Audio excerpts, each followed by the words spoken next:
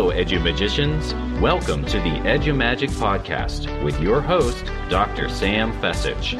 Dr. Sam is a professor of education, author of EduMagic, and a pumpkin spice latte fan. This podcast is designed for pre-service teachers. Remember, friends, teaching doesn't begin at graduation, but during that first class at 8 a.m. Let's get this party started. I'm Lindsay. And I'm Kathy from the Kindergarten Kiosk Podcast, a part of the Education Podcast Network, just like the show you're listening to now. Shows on the network are individually owned, and opinions expressed may not reflect those of others. Find other interesting education podcasts at edupodcastnetwork.com. Hey EduMagicians, it's Sam, and before we start into this episode, I want to share with you about an amazing resource. It's called the Educator Candidate Member Portal. AAEE provides you with resources such as virtual job fairs, a job board, interview tips and prep, resume building, webinars. You can even get a copy of the Job Search Handbook digitally. So head on over to aaee.org and create your free Educator Candidate Member account today. Hello, friends, and welcome back to another episode of the EduMagic podcast. Today, I have Stephanie with me, but you might know her as Ms Robotics over on Instagram. I know that's where I met her. She had this TikTok video up saying, skills you need to know before you start robotics. I was like, ooh, what do I need to know? And she wasn't pointing to anything. I was like, oh, I get it. You don't need any skills before you start robotics and coding. And then I was hooked. And then I had to go through creepily, look at all the stuff that she posted like since Christmas. So I was really hooked into all of your stories and all the cool stuff that you do with your students and how you support and your passion for coding and robotics in the classroom. Ms. Robotics, thank you so much for coming on the show and welcome to the show. Thank you. I'm so happy to be here, and I'm so happy you're a real person. Yes, I am a real person. As are you, which I'm really glad we connected over on Instagram. So just like real people have backstories on how they got to where they are, Stephanie, would you mind sharing about your teaching story? Where did you get inspired to become an educator? What did you study? And what are you doing in education now? Well, I'm happy you asked. So I definitely want to first give the glory to God. I want to put that out there because I am no one without him. So I can tell you my teaching story is in 3 stages. It's kind of like a relationship. There's the spark, the passion, and when I fell in love with teaching. So my spark in teaching started from my grandma. She always used to send me grade books, chalkboards, because she was a teacher herself. And then my brother didn't have a choice but to be the student. So God bless his soul.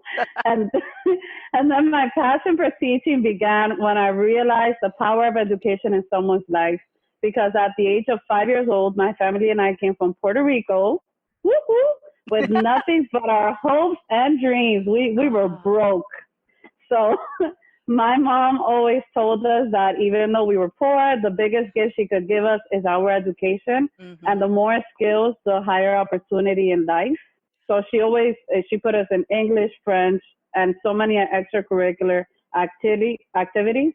And then the final stage in the relationship was when I fell in love in teaching, when I realized that God could use me as a vessel to help children to accomplish dreams just like mine. And then you told me where I came from. So I actually started off my teaching career in South Florida with students that looked just like me from mainly the Caribbean and South America. Mm-hmm. And I was blessed to work in the same school that I graduated from with the guidance with one of the best principals ever on this world, Judith Marty.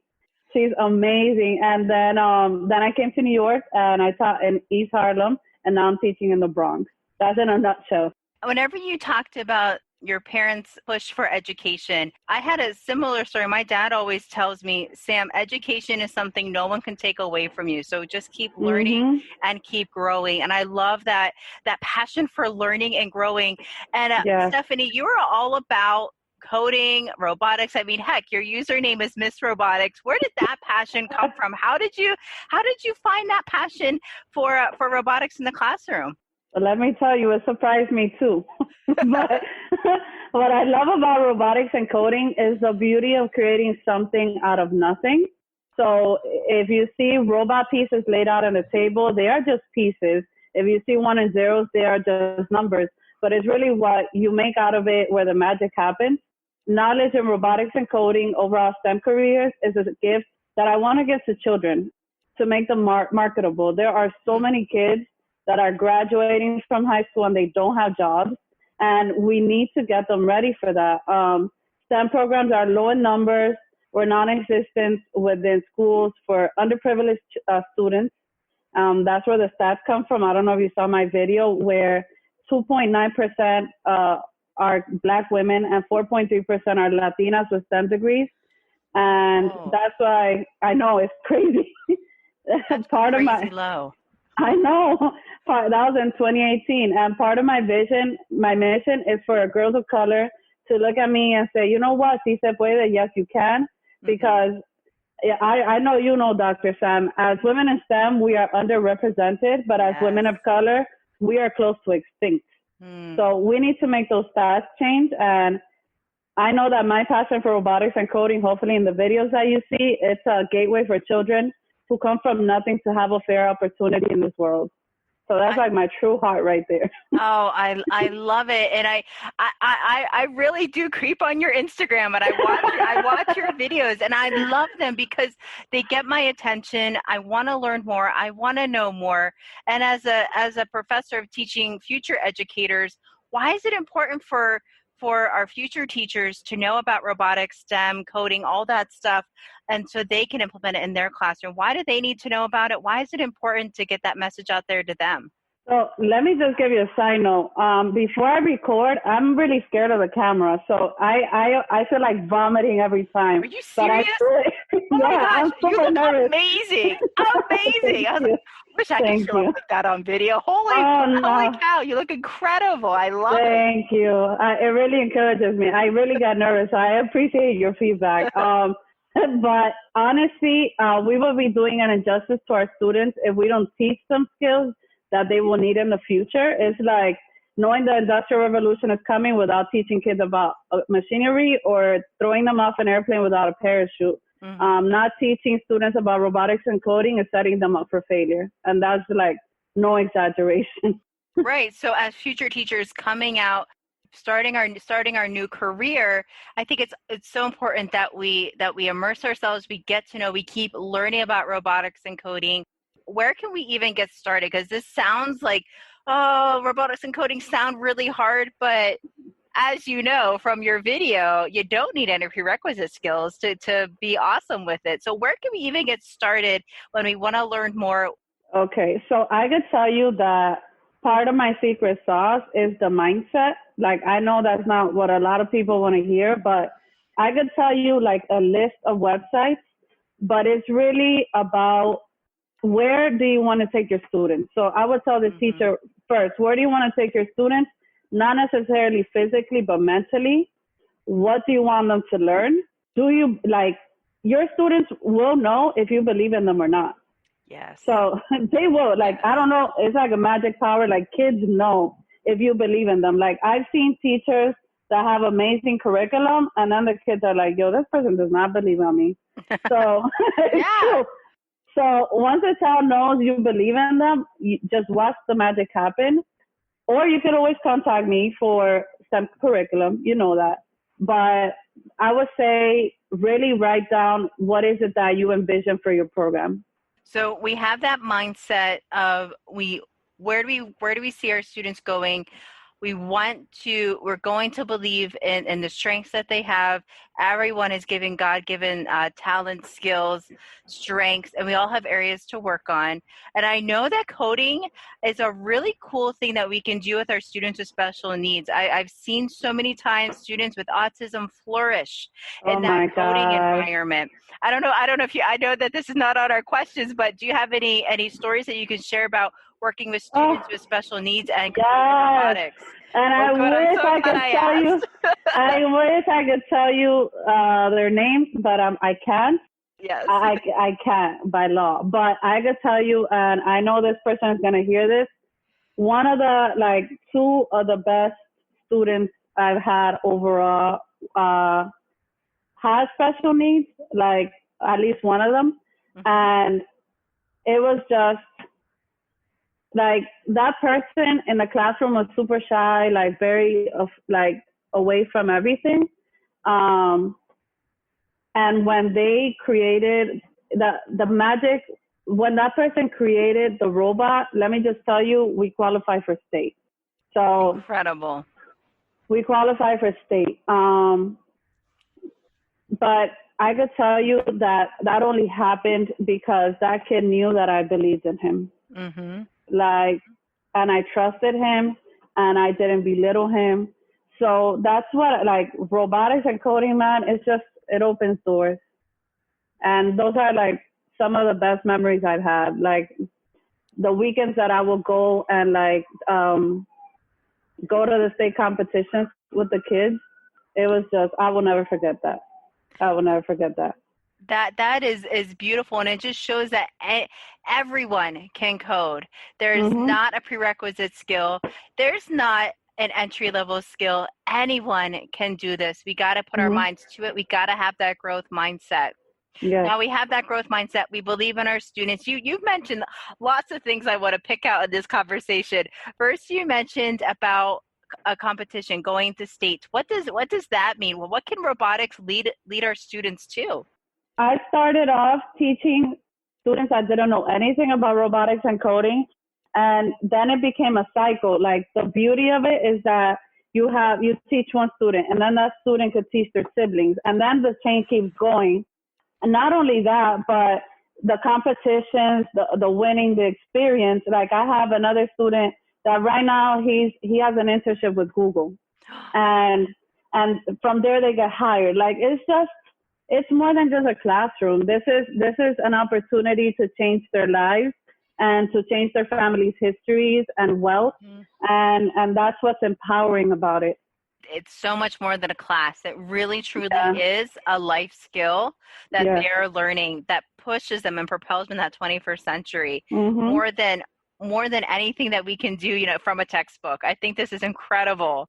You mentioned we have the mindset and you have some websites to share. What are some resources for us to get started? And then also, what are some resources for those of us listening that are a little bit more advanced in robotics and coding? So I would say what I've researched about programs is that I like to start a program and then having different levels to it, like scaffolded. So we have if the person wants to do like robotics, then you have Vex Robotics, which has different tiers all the way from elementary to college. So they have certifications you could take as a teacher to be able to be a referee, and it's like a whole complete program, no matter the age. But then you have Code Academy, you have edX, which it has classes from Harvard and top-notch universities. Some of them for free, which I love. Yes, I think sometimes we need to specialize in free. Yes, we love free. Then you have Coursera. There's a lot of programs out there, but I would say those are the most complete programs that you can get into. I love that, and we'll put all those links to the different resources in the show notes for tonight, guys, so you guys can check them out. So, as a teacher, what did you have to learn before you started teaching robotics? Is there a certain certification you had to get, or is this just something you're like, hey, you know what? I think I'm going to try that out next fall. For me, like, it all depends on the school, right? If it's a public school or charter, when I was given the opportunity, it was a charter school, and they allowed me to go to a PD. I went to that PD it was a 2-day PD, and then the person in charge was like, "Oh, here's a robot kit. You're teaching robotics." And I was like, "What?" Can you repeat that? So I had to say that was in Miami, and I started networking with something called the 305 community, which is a whole bunch of coaches get together and like they mentor each other and you volunteer. So it's really about getting your feet wet and volunteering in these events to learn more. But again, it all depends on the school. I know that for VEX, which is the one that I'm used to working in, they have certifications for Robot C, which is one of the coding languages they use. But now they changed it this year because everything changes. Again, it all depends on the school. But if you're passionate about it, volunteering for me would be the best advice. So Stephanie, when it comes to professional development, we as teachers need to keep growing and learning. Who are some people that you recommend or that you look up to in the world of coding and robotics? There's a few, but I like to watch a lot of YouTube videos, and I know that someone that I aspire to be like is definitely like the Coding Train. His channel is very complete. It has a green screen. Everything is shown so easily for the viewers to follow. So that's definitely someone that I aspire to be like.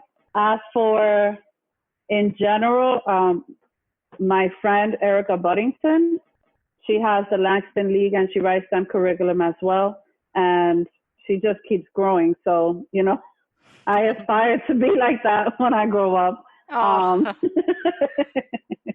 I love it. And I'll put links to those resources in our show notes as well for people to also check them out.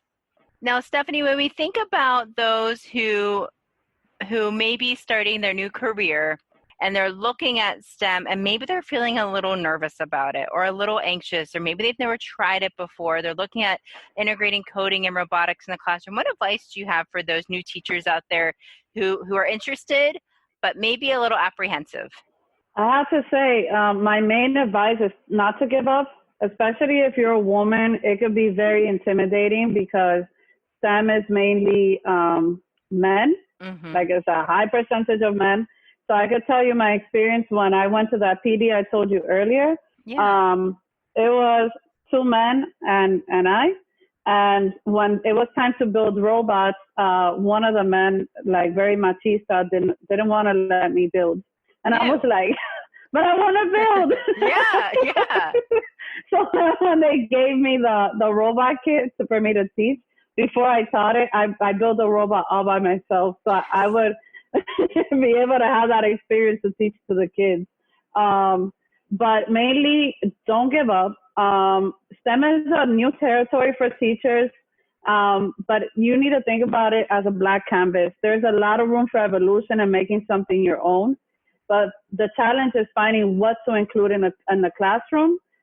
So my recommendation, and I know I keep saying it a lot, but this is really what I do myself, is sit by yourself, write your ultimate goal for your students that year. No dream is too big, and then go from there. I love that. No dream is too big.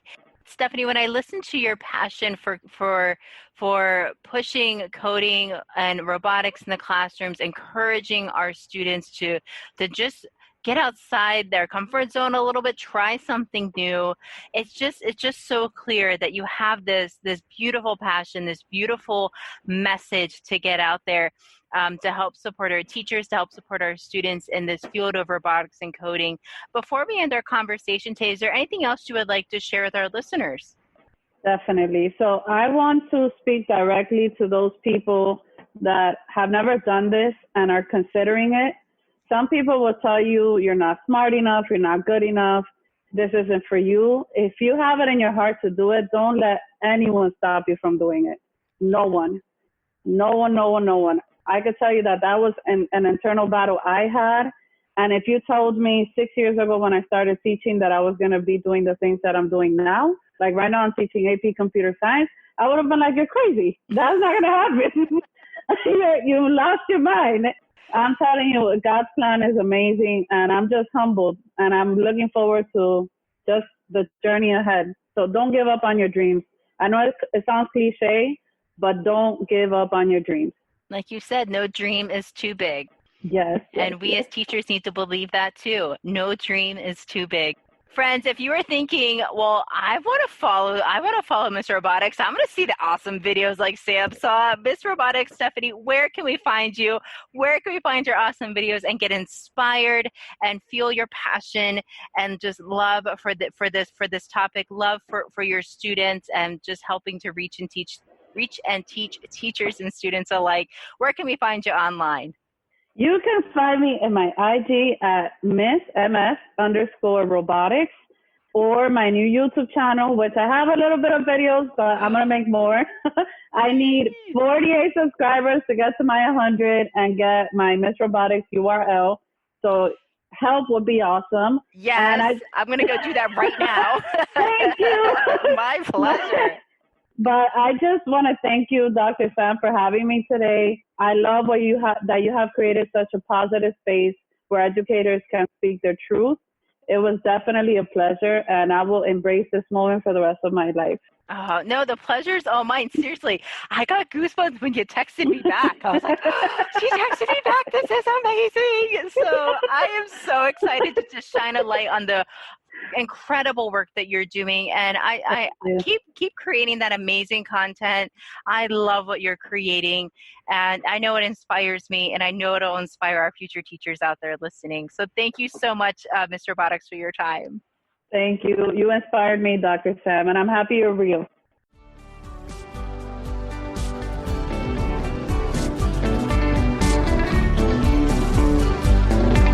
And there you have it, EduMagicians. If you enjoyed this episode, please subscribe and share it with your friends. For more EduMagic, check out sfessage.com and follow Dr. Sam on Twitter and Instagram at sfessage. Until next time, you have the EduMagic within you.